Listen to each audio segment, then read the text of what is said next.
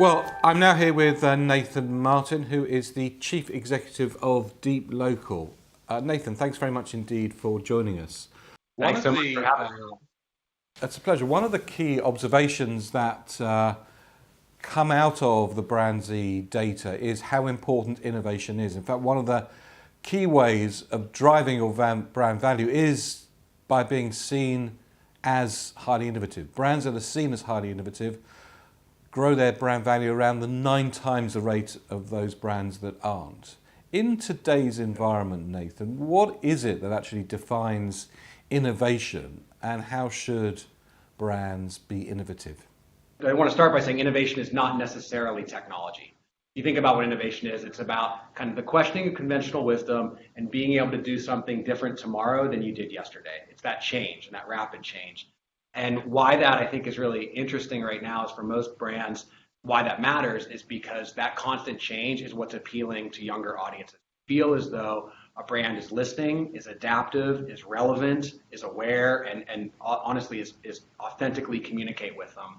Now, you work for some of the largest brands that are in the Brandzy top 100 most valuable global brands. In fact, our number one brand is a brand that you work with. Tell us a little bit about what you do for Google.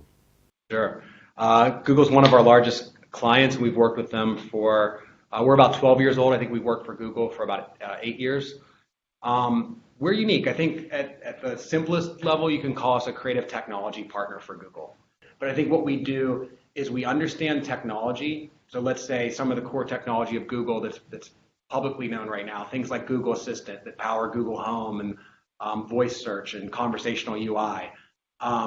That's a really important part of what Google is doing right now, and it powers a lot of the products you might interface with. So we deeply understand not just what it is to a consumer, but also how it technically functions, what makes it different. Google just announced a number of things at their Google I/O developer conference. Yeah, and a lot of it, what you can see, is based in machine learning.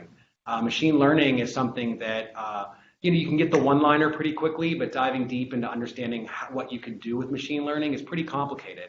So I think we, having a large engineering force here, we understand machine learning, we understand cloud technology, we understand the Google Assistant, and by understanding those things and combining that with storytelling, now how do we take these deeply complex things in a highly competitive space that are difficult to communicate the value to a consumer, and then combine that with story, and then combine that with experience design. So essentially our whole company is really creative technology, story, and design.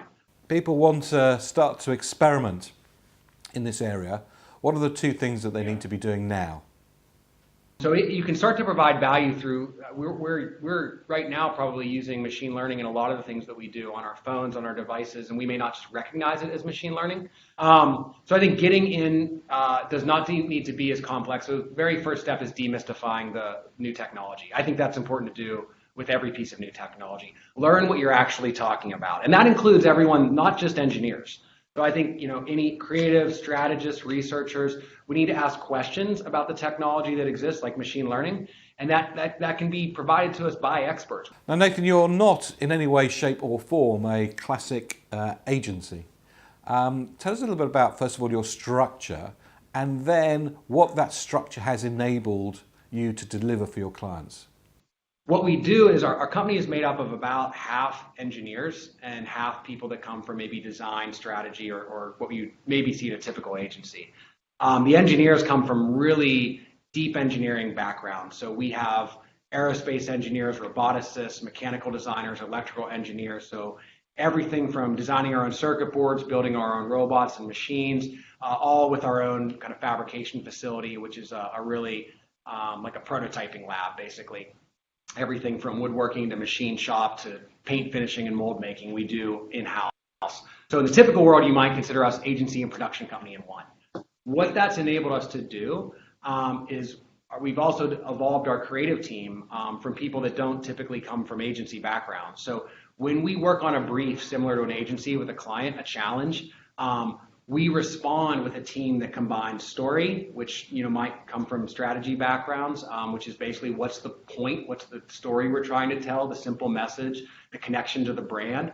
Combine that with experience design, which is on what's that going to look like in the real world, in the physical way, how are people going to engage with this?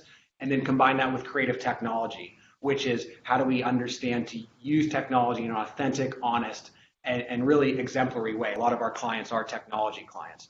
So we do this right now with clients that I think have a lot of love from their customers. So Google, Spotify, Lyft, Netflix, Airbnb.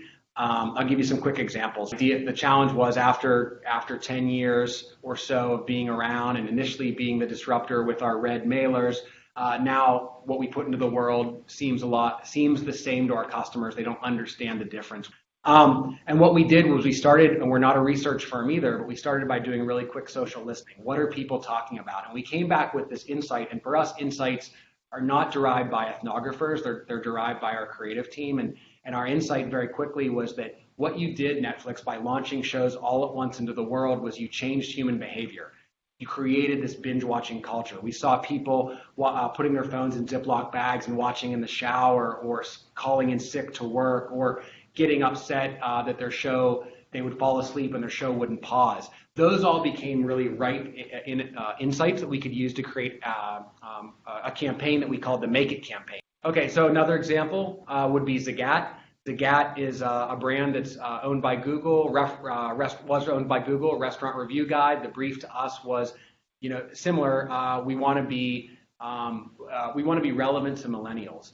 So the challenge was that this has been around for a long time before things like Yelp existed. So how do you kind of create a restaurant review guide that millennials get excited about? And we actually did this with no technology at all, which is why I want to use it as an example. We found what we thought was really honest about the brand, and what Zagat did really well is they took restaurant reviews, consumer reviews, a bunch of quotes, and they kind of distilled those down into a single quote that people could get and understand very, very quickly. So it was like a tiny bite-sized quote. So imagine if you're trying to read TripAdvisor reviews and you have to read through them all to figure out which ones apply to you. This one distilled it down to a quote of quotes. And we thought that was like really the core brand value. And then we saw, similar to that, we saw this tiny food movement starting in Japan with videos that were racking up millions of views of people preparing tiny dishes. And we thought we could marry these together to talk about tiny reviews, bite-sized portions. So we partnered with a series of really well-known restaurants in New York, Jacques Torres, Los Tacos, and Emily's Burgers, and we create for no money at all. And we created bite-sized, tiny versions of popular dishes like mini tacos, tiny cookies from Jacques Torres. And we built a pop-up cafe in Astor Place that we served them out of for 3 days. And we developed a launch strategy. We had very much a plan in place of why it was 3 days and how it was choreographed. But it was all designed for Instagram. Even though we didn't force anyone to share, we wanted to create something that people would photograph naturally, and we wanted to use and leverage the social media followings of these restaurant partners and give them something in return as well. So we did all of that, and that hit 1 billion earned media impressions with photos in the New York Times and television media coverage, and all with no technology. I look forward to come to see you soon. Nathan, thank you very much indeed for joining us. Thank you so much. I really appreciate it. Take care.